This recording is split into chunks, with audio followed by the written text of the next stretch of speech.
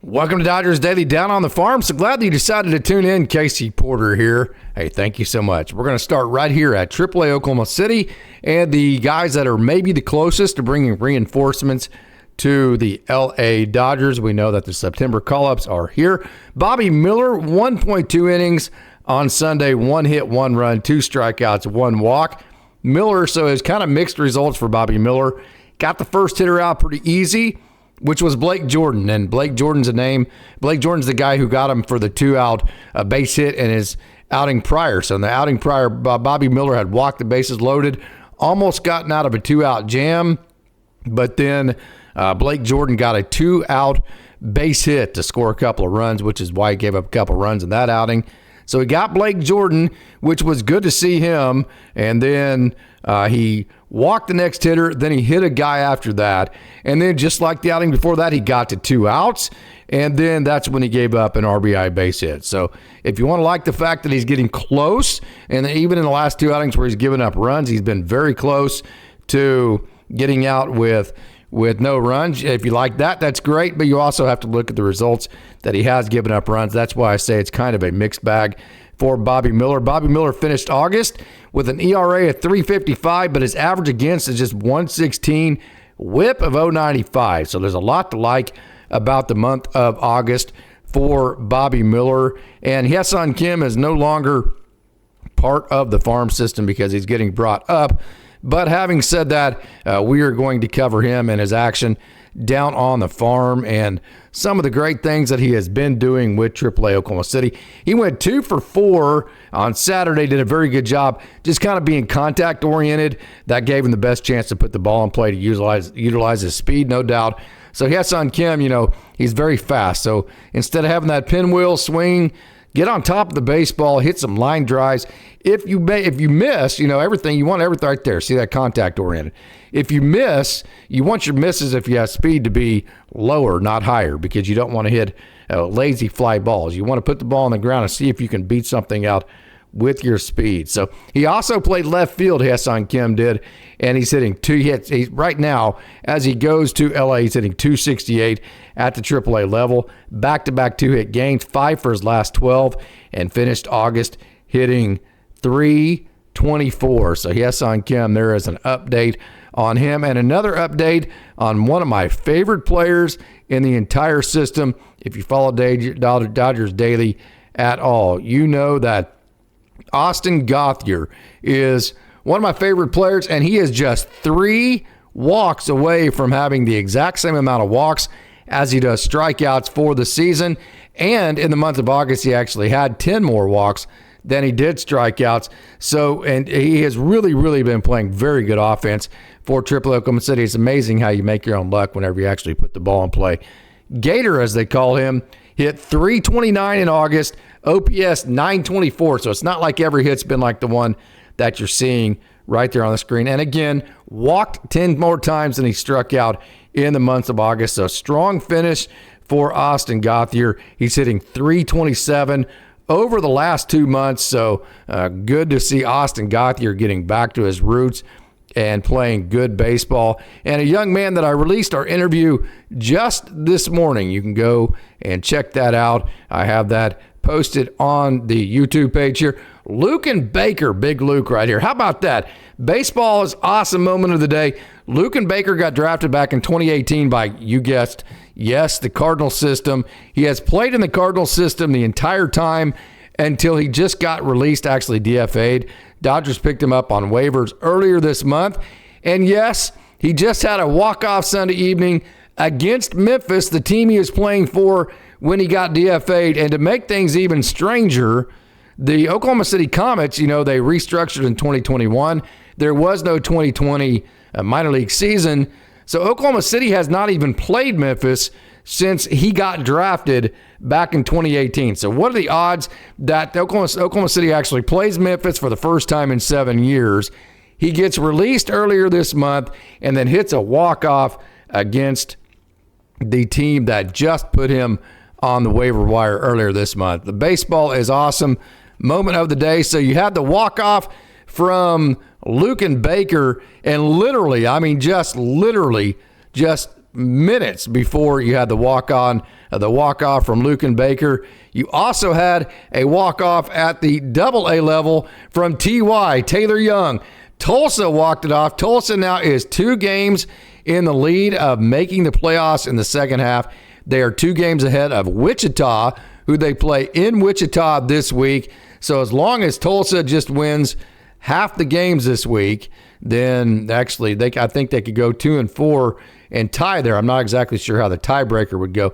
Tulsa just needs to go 3-3 this week to keep their lead. They do have an extra series after that. But again, Tulsa right now, if the season ended, they would be in the playoffs, and they are 2 games ahead of the Wichita Wind Surge, who they play a 6-game series with this week. So it's going to be very exciting to watch and cover and follow those games. Another exciting part of what's happening with the Tulsa Drillers right now is the left-handed pitching with the Drillers. Both Wyatt Crowell and Luke Fox, this is Crowell that you're seeing here, have been very, very, very good. Wyatt Crowell, 5 innings pitched, 1 hit, no runs, 5 strikeouts, 2 walks. That's on Sunday. That's James Tipp to third right there. So Crowell pitched backwards. He used both sides of the plate. He had the Corpus Christi Hooks, which is a Double-A affiliate of the Houston Astros. He had him out balanced all day, actually evening. It was a 6 o'clock game, and he was very efficient when he needed to be. Then he also grinded whenever he had to make big pitches. So this was a very skillful and very good outing for Wyatt Crowell. And on top of him, in a piggyback, was my man, one of my favorite pitchers in the organization, a young man who's made as many strides as anybody. Chris Campos came in behind him and threw 4 innings scoreless. So the Tulsa pitchers did not give up an earned run on Sunday evening. Christian Suarez was also a part of that. So between Luke Fox, and we're going to get to him here in a minute, Chris Campos, actually let's say between Chris Campos, Christian Suarez, and Wyatt Crowell, let's start there. Scoreless on Sunday, 10 innings as far as earned runs go. So we've mentioned a couple of times about the lefty depth, Luke Fox, man. He did, again, don't sleep on Luke Fox. 6 innings on Saturday, 1 hit, 1 run, 7 strikeouts, 6 walks. Fox lowered his ERA on the season to 2.92, 100 strikeouts and 86.1 innings for the Duke alum, posted an ERA of 6.39 in April. But since then, so he started out slow, but since the April when he posted that 6.39 ERA, the ERA overall for Luke Fox since April has been just 2.33. So super exciting what he's doing. Super exciting what all the lefties are doing. You have Wyatt Crowell, Luke Fox, Jackson Ferris with Tulsa. You got Jack Dreyer at the major league level. You got Adam Serbanowski with High A Great Lakes. So super excited. I'm not sure I've ever seen this amount of talent and depth in terms of the left-handed pitching, both starter and reliever. So that is very, very, very exciting. Another exciting thing is that Christian Zazueta got moved up to High A Great Lakes. He posted an ERA with Rancho of just 2.44 in 66.1 innings. His average against with the Quakes was 2.15. His whip was just 104, and he made his High A Great Lakes debut. Remember, this is a 20-year-old that the Dodgers traded for Caleb Ferguson.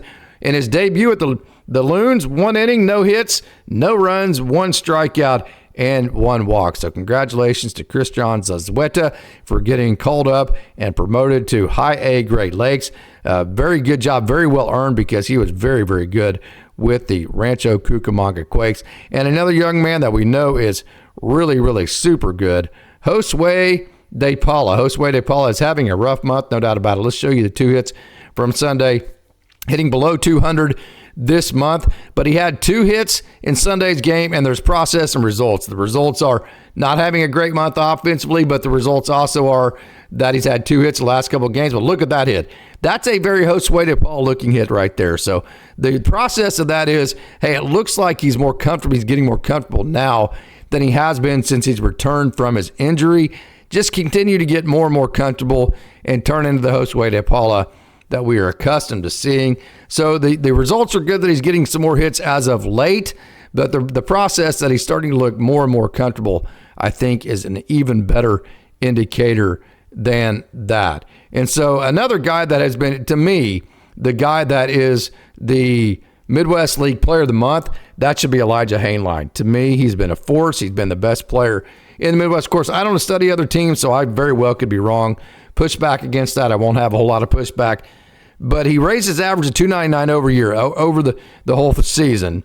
OPS 859. But how about this? In August, Elijah Hainline hit 355. His OPS was 1028, and he had 8 extra base hits, 19 RBIs, scored 21 runs. So Elijah Hainline had a fantastic August. No doubt about that. So now let's move to the single A Rancho Cucamonga level. And congratulations, we mentioned congratulating Christian Zazueta for getting promoted and making his high Great Lakes debut. How about just congratulating Brady Smith, young man Dodgers drafted a couple years ago, just for making it back after reconstructive elbow surgery. 3rd outing in affiliated baseball since making his way back. 3 innings. 2 of his outings he's gone 3 innings. 1 outing he's gone 2 innings. That's because they're taking it easy with him with the reconstructive surgery that he's had. And he has been very good. He's given up just 1 run in those 3 outings that he has pitched for the Rancho Cucamonga Quakes. So good job, Brady Smith. Good job. Congratulations on getting back after all of the reconstructive surgery that he has had to deal with. And an update on Ching-Shin Ko. Ching-Shin Ko had a really nice game on Saturday. He's kind of like Josue DePaula, not having a good month in terms of just the overall batting average, but he's been doing a lot better as of late. Matter of fact, he's 7 for his last 21. So despite the fact that he's hitting just 190 this month, not really a whole lot to worry about. I mean, every player goes through that type of stretch, and he is hitting the ball better as of late. So there is a Ching-Shin Ko update. And then another young man who is creating a lot of buzz in the system. He basically has since he was drafted. Chase Harlan had 3 hits in Saturday night's game for Rancho, 4 RBIs. He's hitting 275 with the Quakes and is hitting 293 over. Actually, he's hitting 293 with the Quakes. And he has 3 hit games in 2 of his last 3, and he went 6 for 13 over the weekend. The last guy I wanted to cover on the diet down the farm today is Landon Vitterick. Landon Vitterick is a young man that I got to see way too much at the University of Cincinnati. He has hit the ground running since he was drafted. Just this last summer, he had 2 hits in Saturday night's game and has back-to-back 2-hit games. So that's going to do it for today's Dodgers Daily Down the Farm. I want to thank you for tuning in, and as always, remind you it's a great day to be a Dodger.